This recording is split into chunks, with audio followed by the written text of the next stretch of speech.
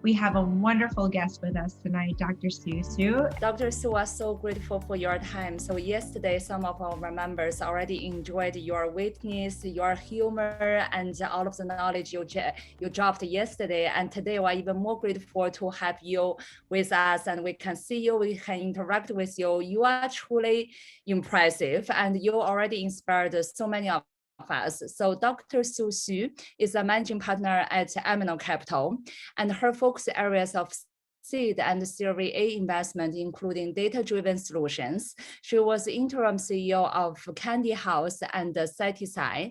Since 2012, she has involved with more than 160 investments, including Chainbank, Webflow, Rippling, Other Med Systems, Grail, acquired by Illumina, Orbis acquired by Amazon, Oslo acquired by Facebook, Assemblage acquired by Cisco, Woohoo acquired by Priceline, Contestic acquired by Sugar CRM, Mobac acquired by Meituan. Oh, what kind of unicorns did you invest? I'm very impressed already. So Dr. Su began her early stage entrepreneurship when she was the founding scientist.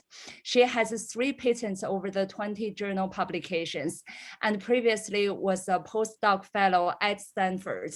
So without further ado, we'll get our fireside chat started. So Jax, take it away.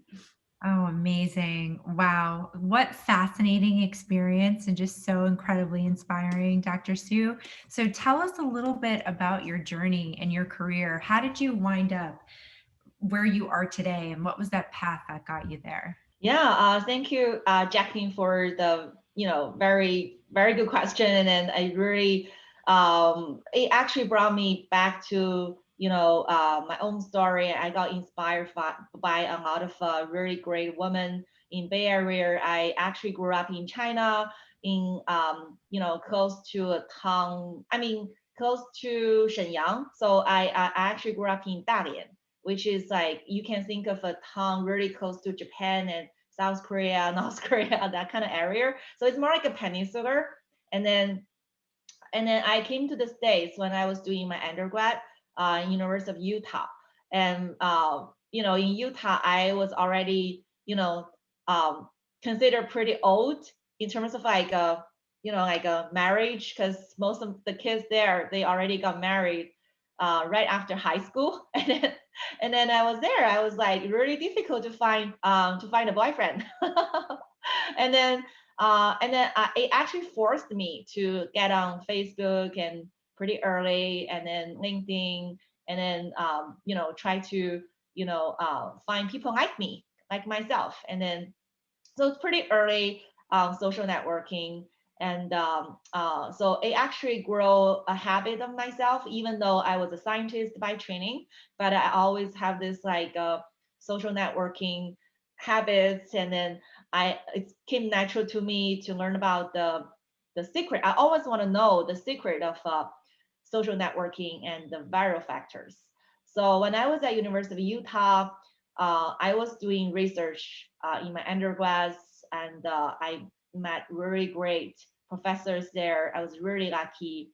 My professor, he had the companies before, and then he had over 9 companies actually. So he was a undergrad at Caltech and Ph.D. at Stanford, ended up in Utah.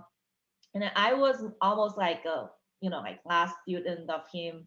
And so I was lucky, and then I was doing research and started my PhD there. And I became a founding scientist of his, and 3 of his companies.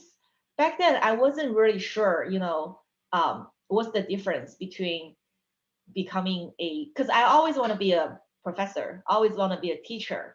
My parents are both like, in working in college. So that kind of like career path is something that really familiar to me. So that's what my family actually, provided to me. So that's how they actually could provide me to come to college here. So I wasn't really sure like what I was doing when I was spending a lot of time in startups, even though I was still doing, laboratory work. But my work ended up with publication. I mean, like with patents instead of publication. So I wasn't so sure whether this is the right career for me until the company was acquired. And then I was like, oh, this is how it works. And I came to Stanford, finished my PhD, and then doing another postdoc at Stanford Medical School. And during my postdoc, my goal, because I learned how it works with my PI. So during my own research as a postdoc at Stanford, I was trying to start my own company because I learned how it works. That's very, very important. Because I came to the States to become a teacher, to become a professor, because I learned from my parents how that works. And then I think people often, are, like people like me, kind of like very old-fashioned, learning things in old-fashioned way. I'm not very comfortable to learn things that I'm not familiar with me, or my friends, I don't have any friends in the venture world. If I don't have any friends in the venture world, I wouldn't actually want to start my own company.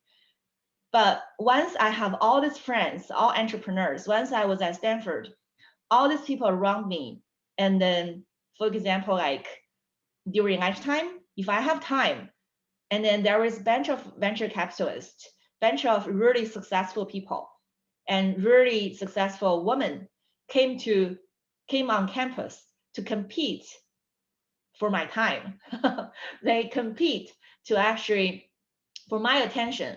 Because if you are at Stanford, it's really difficult. Because when I actually go to Stanford to give a talk, it's so difficult to have a full house because you're competing with all these great people wanting to give a talk to people. So I'm really grateful that you guys listen to me because I know like how precious your time is.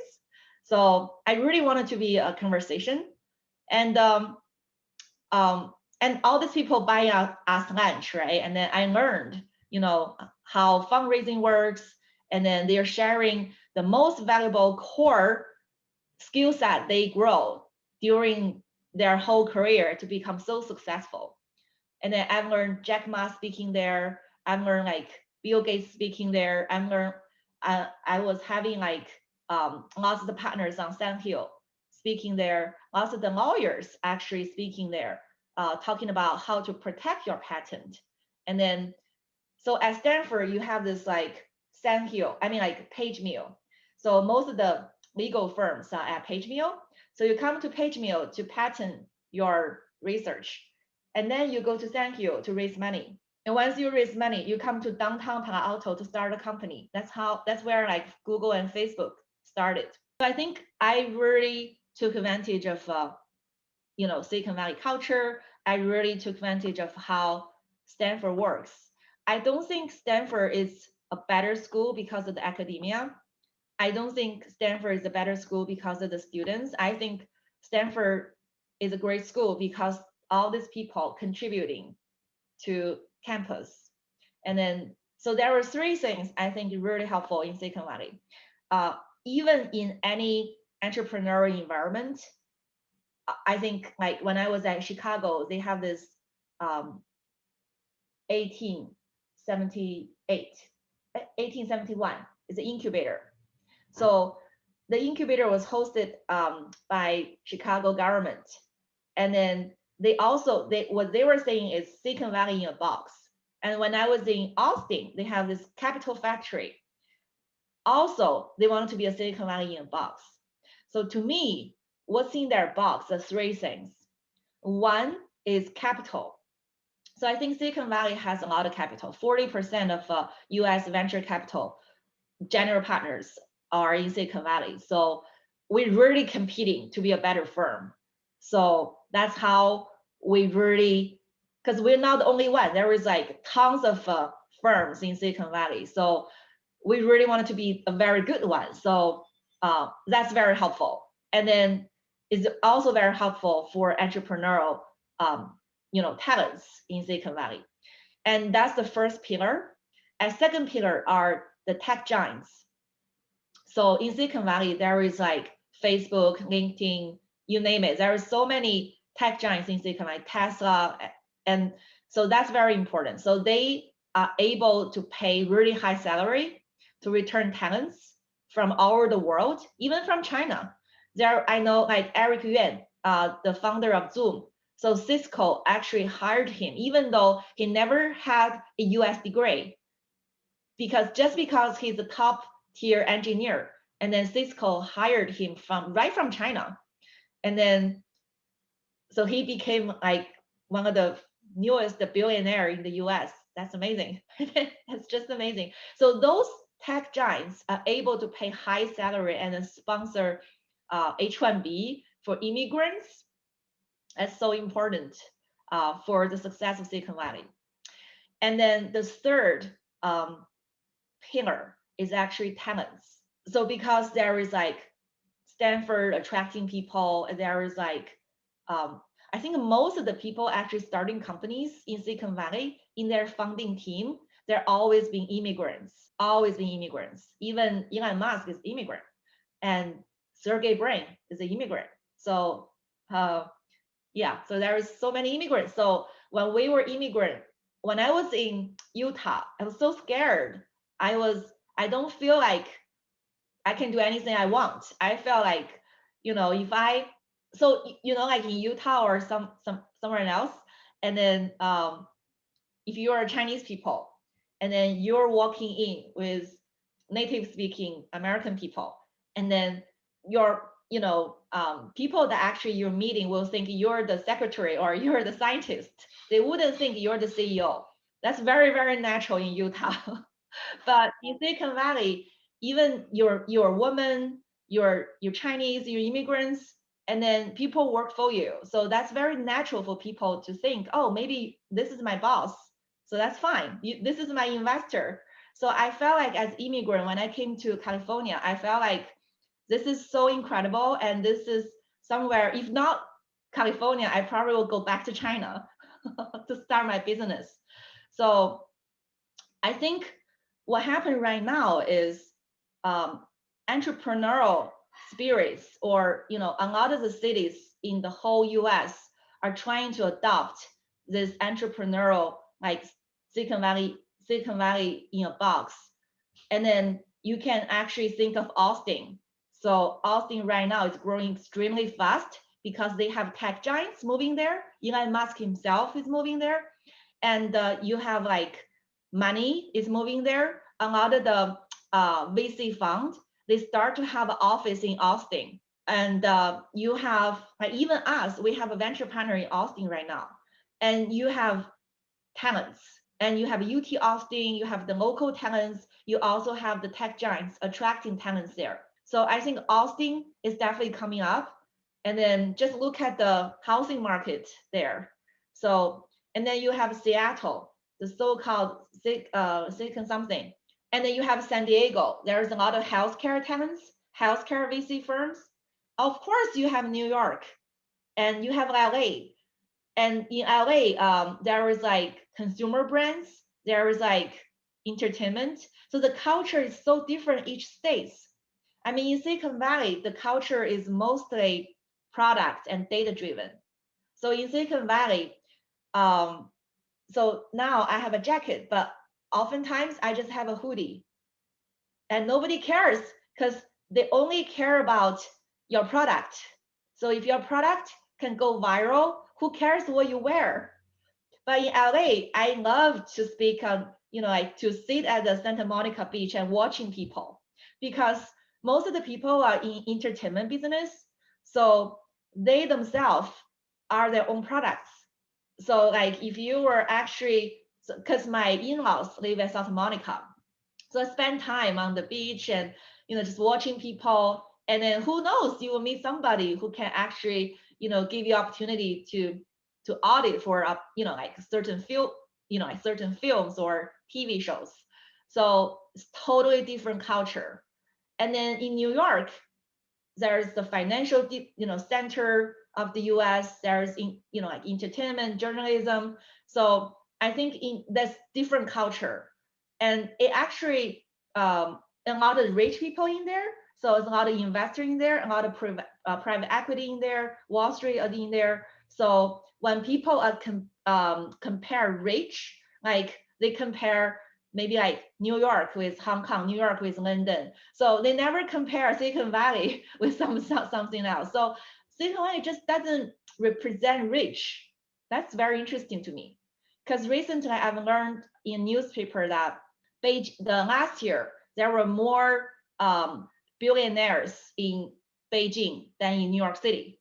So I was like, how come nobody compare Beijing with Silicon Valley? So because Silicon Valley just doesn't represent that. Silicon Valley represent more like a tech, and that's what we're very good at. So even though there's like really like Elon Musk is the richest people in the US, but still people have that kind of culture. It's different. So and DC has really good business people, operation people, chief of staff. So a lot of Silicon Valley company, when they grow to be a little bit bigger, and they will hire people from DC and New York. So I think it's really fascinating for me to actually get to know people like you guys, and then with all different backgrounds, but we're all women. And then I think as a venture investor, so we wanted to really help our portfolio company. We wanted to know people that actually they don't know, like we can actually when they are actually looking for executives. So we are always the first people that they ask, because we work for them for free. So if they are, asking headhunter or recruiters, so they have to pay. But as a venture investor, we're their equity holder, so we always work for them for free. So as a venture investing, there is like, to us in Silicon Valley, like we always say there's a couple of capabilities. So cash is the minimal. So as an investor, you have to have cash, but above that is connection. So you have to have another connection to help your portfolio company with next round financing, with recruiting, with headhunting, with business partners, channel partners, and also you have to have contacts. So instead of connection, you do have to have influence for people to join the portfolio company, not just to connect them, but to really influence those people, to really convince those really talented executives to join the startups. That's a very difficult job. And about that is content. So a lot of people, we actually ask our portfolio company to be the influencer in our own industry. And then in the meantime, we also wanted to have certain level of influence in our industry. So producing content is start to be like so important. That's why like Clubhouse, that's why a lot of the podcast, YouTube could be like really good way. And then you will find so many voice from the venture world speaking on those platforms, because content is so important. Above all those, content is maybe like one of the most important thing. And then a lot of the venture firm, they don't have such kind of capability. And Andreessen Horowitz is really good at that. And they are a very good example. And the most important or the best firm, venture capitalists, are the people who can actually provide capability. So when venture firms making money, sometimes we will invest in undervalued company. Their products is really good, and then they have really good business. Also customers, they have really good customers as well. However, the executives not able to run the business very well. Sometimes they made some really bad decision, and the company probably is in trouble. So if you are a venture firm, are able to turn that around, and you're the people that make the most money. So I think as a venture capitalist, if you are able to run the business or taking a operating role and in the business, I think you will be the best investor. You will not just help the startup to turn around, but also you're helping your own firm. So that's why, because I was previously a postdoc, I didn't have much industry experience. I was learning on the job. So that's the most challenge for me. So that's why during my investor career, I volunteered to take the CEO role of 3 different startups. And then just wanted to, because sometimes the CEO, I mean, the founder really good at technology, and then they were not ready to take the CEO role. So I would become an interim CEO for the company, how to become a good operator. So good. So we love your experience. Like the answer you gave us covered so many questions we wanted to ask, but I still want to get to know you more. It's so interesting you mentioned Austin and the factory accelerator, because Jacqueline moved to Austin during COVID, and we were actually got accepted by factory accelerator. Oh, wow. Yeah, but we politely, in January, we politely declined, but we did make some very good friends through the demo day. So that was very interesting. And Dr. So I have to tell you something. My family background in China is also in higher education. My mom also works in college. So that's a conversation we can save to have it later privately. Very interesting. We're also in conversation with Elon's mom, May Musk, for some collaborations between US and China. And that's something we can explore later too. So our next question for you is, how did you, I think you answered this question during Clubhouse yesterday, but we are still curious to know, how did you land as a managing partner of Amino Capital, one of the best firms? And you invested so many unicorns, include Zoom and Candy House. So as a female VC, how did you land the managing partner role at one of the best firms? Thank you. Yeah, so I think it's really lucky for me because I was able to actually, I think it's if you want to be your own boss, so it's inevitable you have to take risks. For me, trained as a scientist, it's actually easier to become a scientist, and then that's why we actually bought a house at Foster City, because most of the scientists, they work at Genentech. In Silicon Valley, there is this little town called South San Francisco. It's the only town that majority of the business there are not internet business. It's all biotech business. Genentech is there, Amgen is there. So it's all biotech business. And then I thought I'm gonna work at one of the like big pharma in South San Francisco. And then Foster City is a really beautiful little town and the peninsula that majority of the residents are in biotech business. So when I was a postdoc at Stanford, I already kind of like had decided that I wanted to be in the big pharma. And then I took risk because in the first 4 years, I don't have any salary to become the investor, because I'm really passionate about, I really want to learn. I felt like, do I want to actually take MBA to learn, or do I want to take this once in a lifetime opportunity to learn on the job? And then once I actually, the decision actually came very easy for me. It's very, very natural for me, because when I was at Stanford, or even when I was at Utah, the really valuable thing for me was to learn how to size the person. So I always wanted to be with the best. I wanted to be with the A player. And then when I actually talked to Larry and Dr. Chu and Dr. Max Eibel and Dr.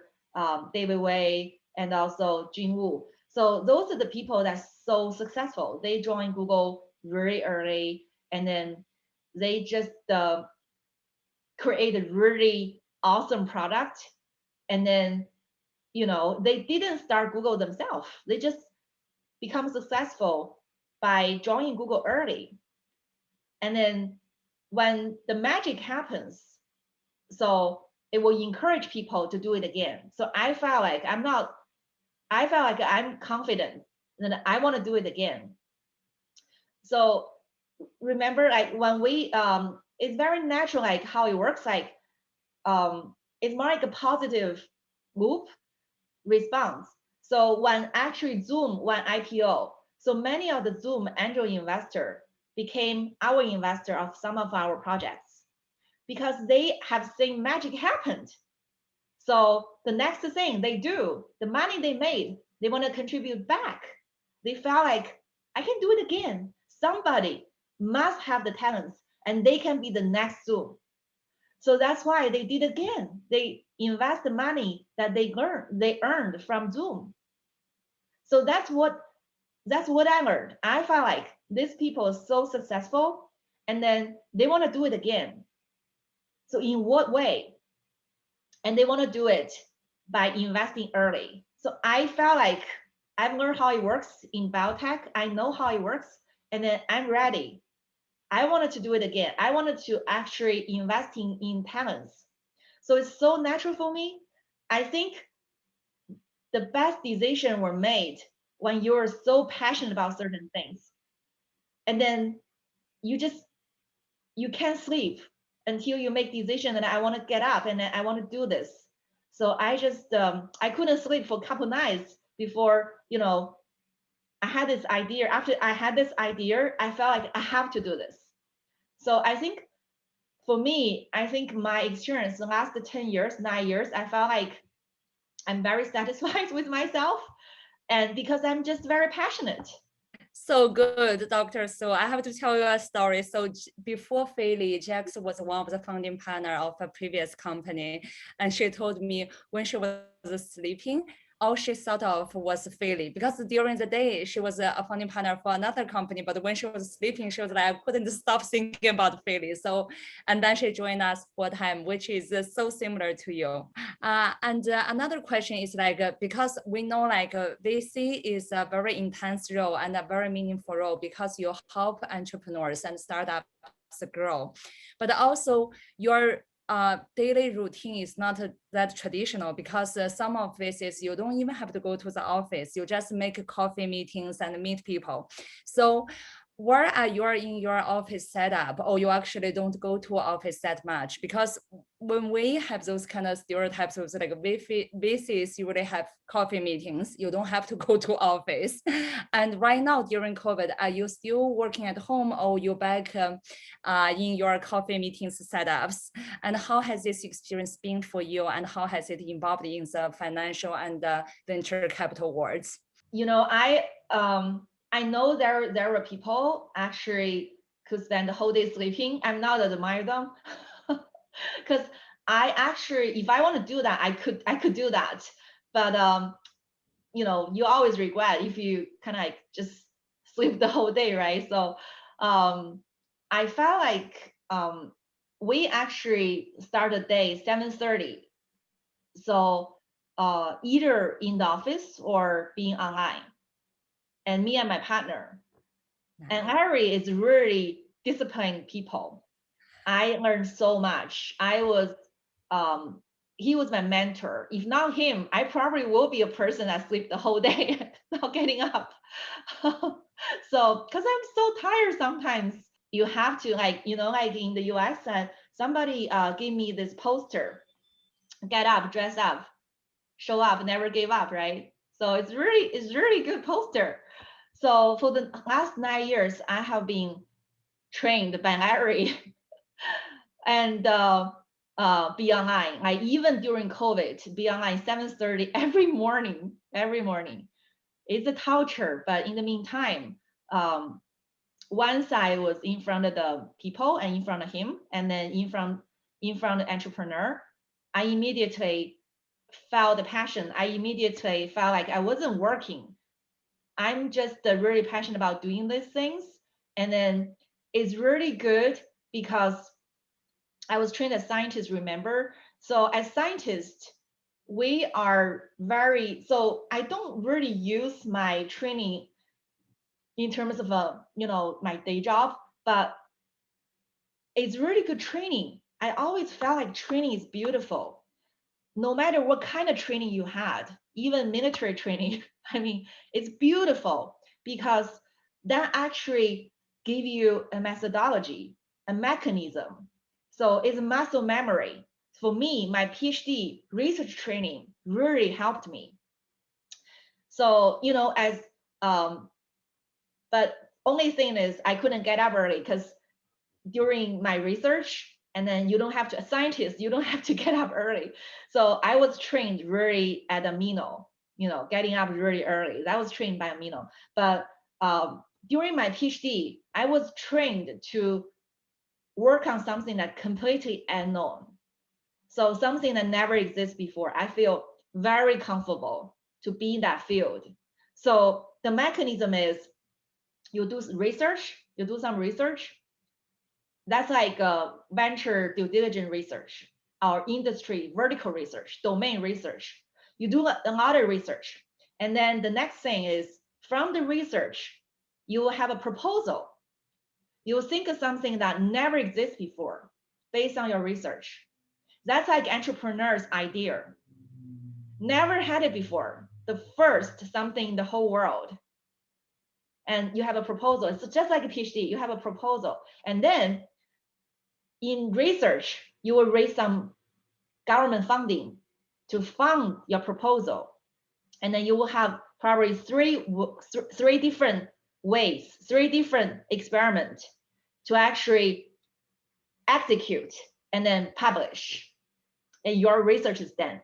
What more interesting in entrepreneurial is you have this proposal and then you raise money from venture firms and then you execute on these three different ideas, three different ways to really realize your idea. And magic happened and you became the world's next billionaire. So this is something that I felt like just so amazing. And I've seen magic happen so many times, as Summer has introduced my bio. I've seen like Chime Bank, it's such an amazing company. Now it's valued 14.5 billion. It was during pandemic, they became the world's largest private fintech company during pandemic. And then before in 2014, 2013, so they pitched to over 200 venture firms in Silicon Valley. Nobody would give him money. And even the information, Jackie, you look like the founder of the information. So even the information, they published an article about this story. So Chime proved Silicon Valley, over 200 people wrong in Silicon Valley. So eventually, there was this all-woman firm called Aspect Venture. They had Chime Series A, and they are the people that probably make the most money, even though we invest earlier than them, but we were their angel investor, seed investor. So we didn't do the follow-on. They probably made the most money. So both partners are women. It's amazing. I think we needed to hear that, Sue. We needed to hear that because I think sometimes fundraising can be a little bit defeating when you're constantly told no, or come back, or it's too early. And I think stories like that, I know for a lot of us on this call who are going through that process, it just gives you hope and it's uplifting and it just tells you to keep going on your track, right? So speaking of that, I want to know from you, what do you look for funding for early stage companies? What do you want to invest in and how do you make those smart investment bets? What do you want to look for in a founder? Right. So what I learned from our partners is that we are looking for network effect and we are looking for viral factor. So think about products that can grow by itself. How amazing is that? So word of mouth. And then traditionally, as a woman, we all know there is multi-level marketing, at Stanford GSD, there's a class about that. Facebook is classical example of multi-level marketing, but there's a new type of multi-level marketing. So this is adopted by the old concept of skincare or nutrition supplements. So That's beautiful because the founder, he doesn't have to do anything after the product is launched. It gives people incentive to let the product grow by itself. So viral factor is something that we are looking for. As entrepreneur, we definitely want that. So that's why you get this like teenager, start a company, and then they didn't have any training. So what happened? What's the magic? It's a viral factor, either like Snapchat or Facebook or Clubhouse. So that's the viral factor. And also data moat is also very important. And think of Google. Google's page rank algorithm is open sourced. So anybody can actually grab that open source algorithm. So what make Google current, like so big and Ping couldn't actually compete? I tell you a story, like one of our limited partner. So he worked at Google. So he told us that his story, he was working at Yahoo back then in 2002. And then Yahoo, they have to adopt Google as the search engine bar. And then, so Dr. Shen, so he asked his boss, how come we don't use our own social and search engine? And his boss was like, our search engine is not as good as Google. And then Dr. Shen was like, then we can acquire them. And then his boss like, we can't afford it anymore. So it will be too expensive. The next thing you know, Dr. Shen jumped ship and joined Google. So it's the data, because Google collects all our behavior, click data, and then it's really personalized. So when we search something, it's already because it has a copy of the internet, not just a copy of internet, also a copy of our user behavior. So they have that data. So then the algorithm parameter at Google is the most accurate. Nobody else could have more accurate parameter than Google. Even though the algorithm is free, but they will never open source their data. So data moat is so important. And then I think for Amino, ROI wise, times of return wise, we have two areas that we are most successful. One is consumer. So Chime Bank is a consumer. And also we is very interesting company. So we angel invested that company. Is Asian grocery delivery app. Maybe somebody here can start a woman grocery delivery app, right? So this is really niche. If you think of it's so niche. It only serves Chinese people in Silicon Valley.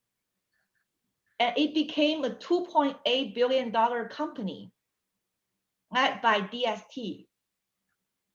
And we were their angel investor. Good taste. Because what happened right now is we have all this digitalization during COVID or even before COVID.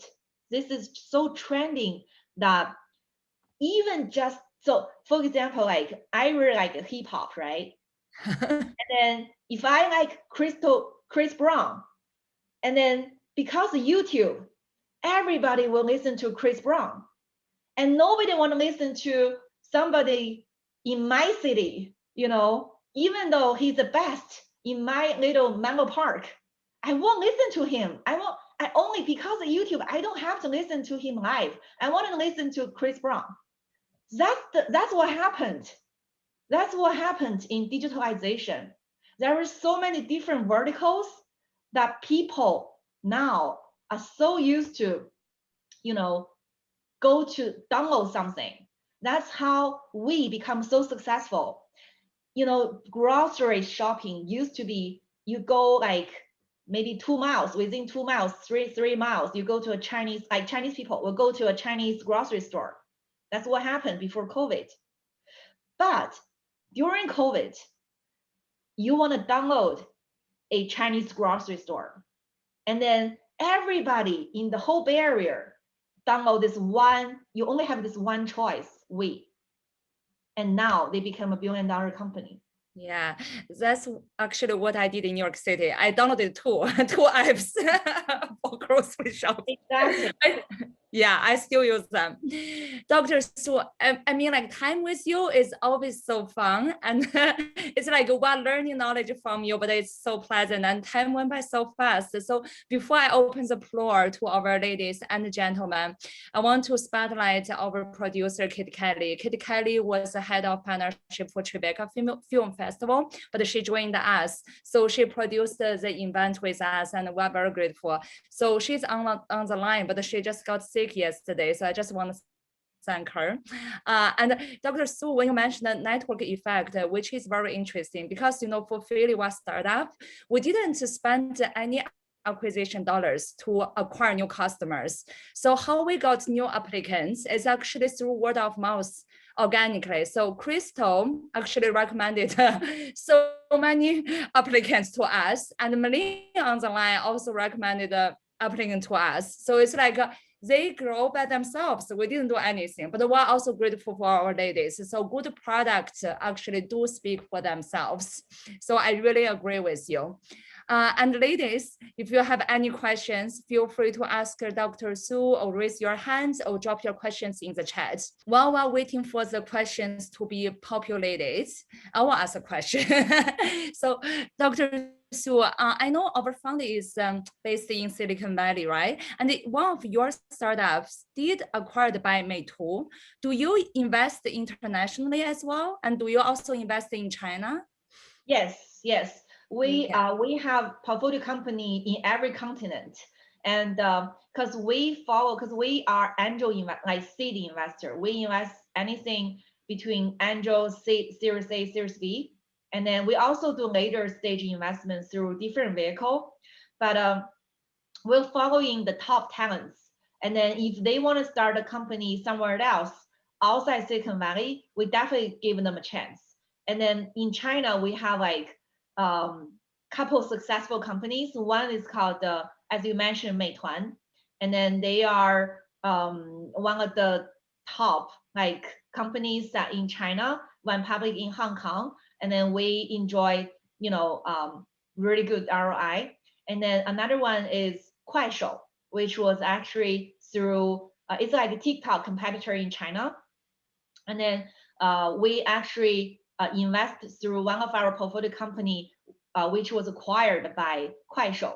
So interesting thing is the two company founders are both like ex-Googler.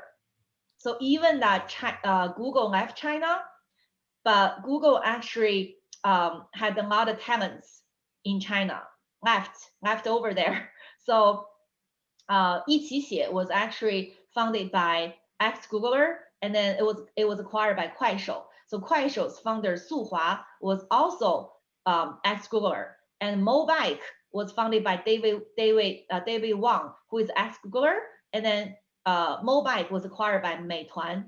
Yeah, so that's how we got into those like really high-profile IPO. Yeah, and then we recently invested in ex-Googler in Philippines. Nice. And then we also have Ways to Cap based in Africa, and we invested in Dataform ex-Googler, and was acquired in London. It was acquired by Google London. And recently we started to invest in India because India's population is going to be more than China. And then you guys probably heard that the Chinese government really nervous about the population decrease recently in China, and that actually will slow down investment dollars. So even we invest more company in India these days because of the like WhatsApp platform is really successful in India, and there is a lot of India talents going back to India, and India has been switching from outsourcing culture to innovation culture. Amazing. Yeah. Ladies, if you are still dropping your questions. Okay, so Mel dropped a question. Mel, do you want to ask this question yourself, or do you want me to ask for you? Oh, okay, I can ask. So Dr. Su, Mel asked, what kind of retail products you like to invest more? Would you like to be one of the investors in Shark Tank? I'm a big fan of Shark Tank. Oh, you should do it. Yeah, we should organize the Shark Tank. It will be interesting. Yeah. Yeah. So I think for retail products, is really it's really fun. And then I think for retail, we had it's really interesting that I guess you guys can really play a role. And recently, I think there is a lot of influencer actually became so successful. And one of the magic happened, right, already is the Honest Company. I think the Honest Company, they are, even though they are over 10 years old, but I think they are going public. Is it already public? Already filed public. Yeah. So it's already a public company. And then this was Jessica Alba's company, and it's been so successful because of her. So without her, this couldn't be possible. And there is also, this Kim Kardashian, I mean, like, is this like shapewear company? Kim? Yes, Skim. yes. So successful. And then already 1.6 billion valuation, even though it's only Series A. So I think it makes a lot of sense. So one of my favorite company, Airtable, right? So Airtable, their valuation is, I think it's over $5 billion. $5 billion. They only have 200,000 customers. Each user pays them $20 per month. Think of Kim Kardashian's followers. So many followers. I mean, a lot of people never heard of Airtable. You don't use Airtable. But as long as Airtable has 200,000 users, it worth over 5 billion. So it makes sense for all these influencers, KOL, if they have over 1 million or 2 million, 3 million, 5 million followers, it's a public company. It worth billions of dollars. But in the meantime, think of Airtable. Airtable has professional marketing, professional PR, professional operation people, all these people supporting it, correct? Kim Kardashian, same thing. They're working with maybe like LV or some other really high profile company, but there is other ways. So it couldn't just be this one person. It takes a team. So in terms of retail, I'm really interested in all these like influencer driven brands, but it has to be professionals running it rather than just this one team or family running it. Oh, great. So true. And it's so funny, like when I see Chinese celebrities, like when I learned how much they actually make more than American celebrities. And I was so shocked. Yeah. So I think like there is a word for in China, it's called 顶流, like how influential they are in terms of sales conversions. And I was completely impressed by them. Yeah. Now you understand, right? Yeah. Because China has more population. Yes. So they have more users. That's why. Yeah, exactly. And Philly is going to Shanghai next year. So more women. Yeah, maybe you can have your own brand. There is a company we invested already helping influencers. So one of our company, Beacons. So they have Anna, which is influencer. So this Beacons were founded by PhD, Stanford PhD, but they got Anna, who is a yoga instructor on Instagram, has 4 million followers. Yeah. Once you got him, once you got her, your company worth a lot of money. Yeah, I think a lot of MCN network also start to invest in retail product because they have a group of influencers. So they do the other way around. It's very interesting to see how entire ecosystem work together. Yeah. Yeah, China and the US is so different. In the US, if you really, I mean, there is a lot of people on Clubhouse trying to like US KOL to sell product for them. It's very, very difficult because if this influencer are able to sell, it will in the US, him or definitely will sell his own brand rather than selling other people's brand. So that's the difference. In China, the influencer can retire very fast. So Chinese generation by generation. So Chinese girls, they are lots of the influencer were produced through drama. So Chinese and Korean, they like drama because you have drama maybe every month you have this new drama. So it could be like a hype really fast, and then the next influencer are become the top, top influencer. So people, I mean, the previous one were forgotten really fast. But in the US, people are not really interested in drama. People more interested in style or your personal story. So it's a little bit different. Yeah. Yeah, why not? Yeah, honestly, I'm not too into dramas either. Yeah, so I know it's already 7 p.m. and we're very cautious with everybody's time. So let's take one more question because Crystal asked this question already. Crystal, you want to ask your last question? Yes, absolutely. Thank you so much, Dr. Sue. You just gave so many gems that, I mean, I'm just going to be quoting you all the time. So thank you for that. And Feely Shark Tank, let's do it, y'all. That's going to be a win. Seriously. But no, so Dr. Sue, there are a couple of things that I kind of heard like as a theme throughout the conversation that you gave with us. And it was really about having people on your team that have a certain level of credentials, right? And, like what school they went to, what types of degrees that they have.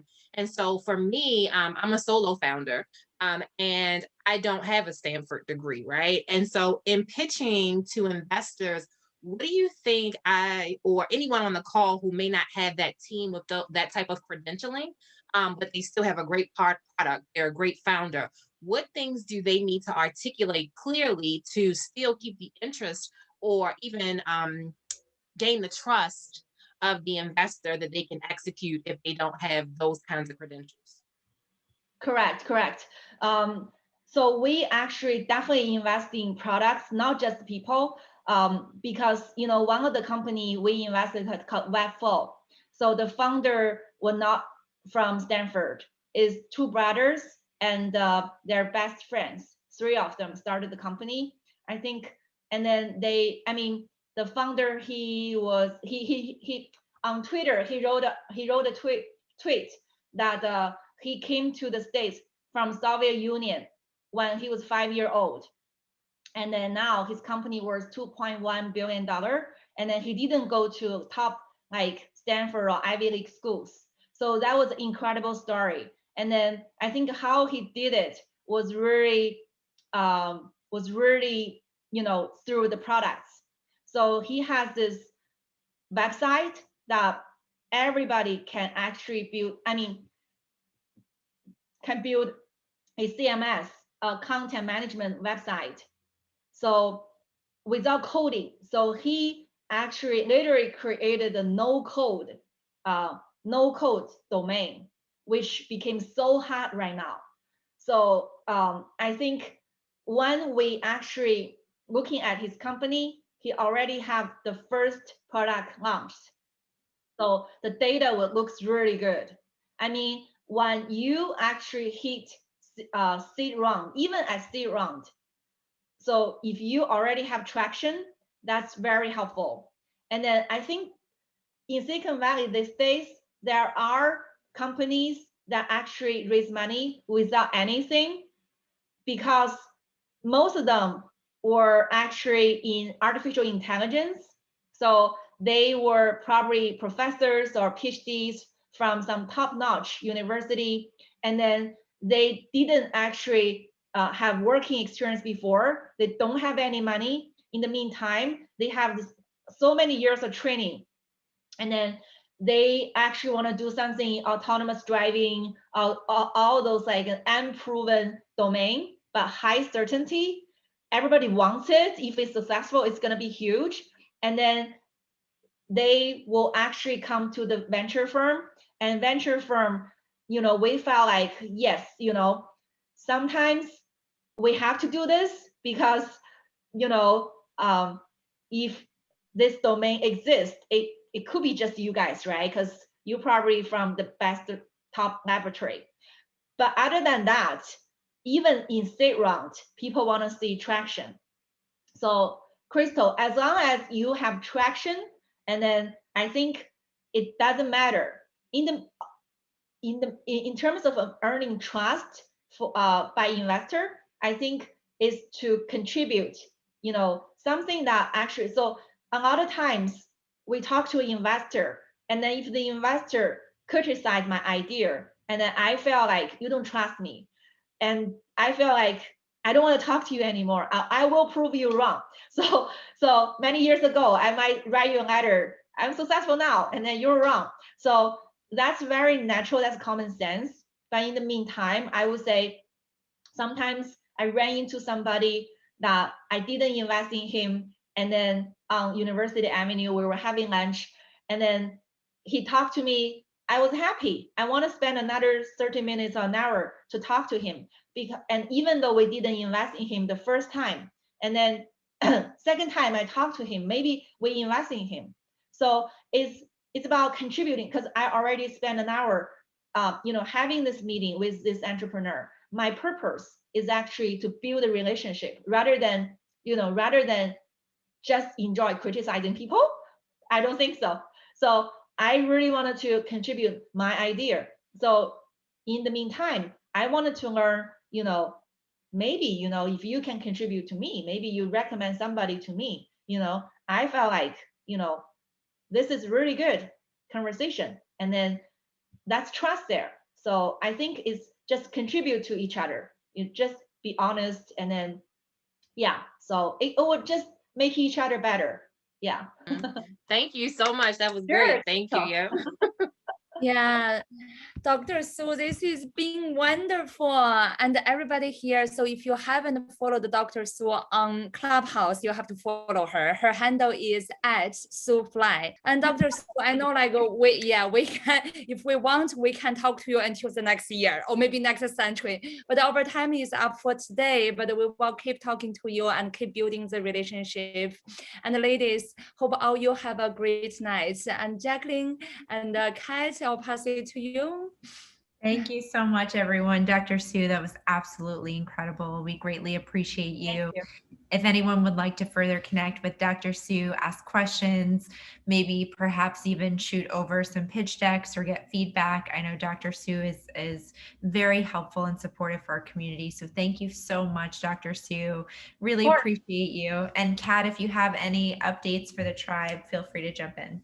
I have actually nothing to add except our May programming is going to kick off next week. So if you are a member of our community already, then you should have been alerted. But if you're not, you can head to our website and see what's coming up, because we have a lot of great public programming just like this, as well as workshops that are exclusively for our members. And I want to thank you also, Dr. Sue, because this was wonderful. Like Summer said, we could talk to you forever. You have so much knowledge, and I think everyone here really enjoyed it. So thank you all for being here. I'll send a recap email tomorrow as well with any information to stay in touch with Dr. Sue and follow her. Thank you, Catherine. I'm well spent. Yeah, amazing.